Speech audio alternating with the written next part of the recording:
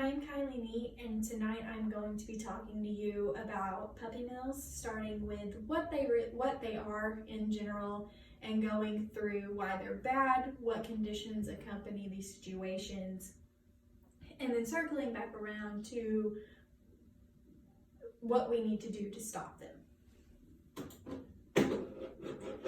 So what is a puppy mill? A puppy mill is a commercial breeding facility that is mostly for your purebred dogs, that emphasizes on quality, or on quantity, not quality, which means that they're trying to push as many puppies out as possible to gain the most amount of profits.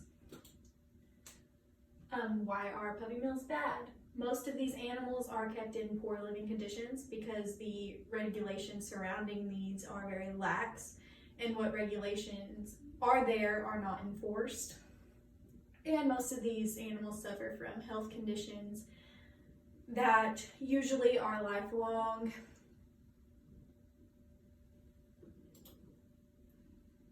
The Puppy Mill Project is something that is under the Animal Welfare Act that sets the guidelines for the conditions of puppy mills. These guidelines include, but are not limited to, that there is no limit on the number of animals that can be on the property, which means that there can be up to 200 animals living in one room, which not only for space confinement is a problem, but it is also a problem when in the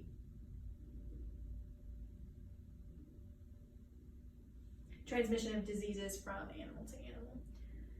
There is no set number of caretakers, so these animals can be alone for long periods of times. There's also no set amount of there's no exercise guidelines for these dogs, which means that they can be in a kennel for 24 hours a day, as long as that kennel meets the size regulations, which is 6 inches larger than the animal, not including the tail. These cages can also be stacked with flooring that has holes in it, which also facilitates the transmission of organisms such as intestinal parasites. These guidelines are there, but not strictly enforced, and they are also not effective enough to keep these animals safe. So there are health issues that surround these animals that are living in puppy mills or coming out of puppy mills.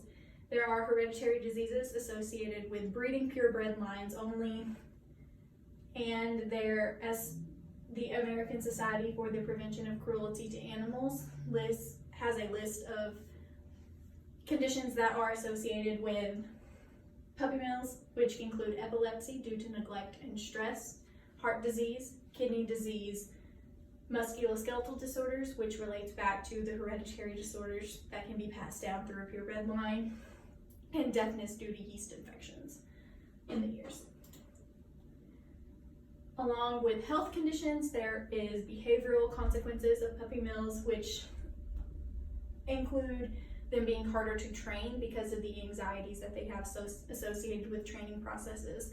So they're harder to teach to leash walk, to house train, and to crate train. They're also prone to anxiety in social situations, including going to the vet's office, going to the groomer, and that kind of thing. These animals are also more prone to have obsessive compulsive disorders, which includes chewing, licking, and eating.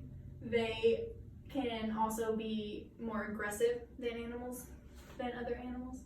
And this topic hits so close to home for me because I work in a vet clinic and I see the animals that come out of these puppy mills, and it's so hard for us to get over the hump to get them into a happy forever home and to have a happy life.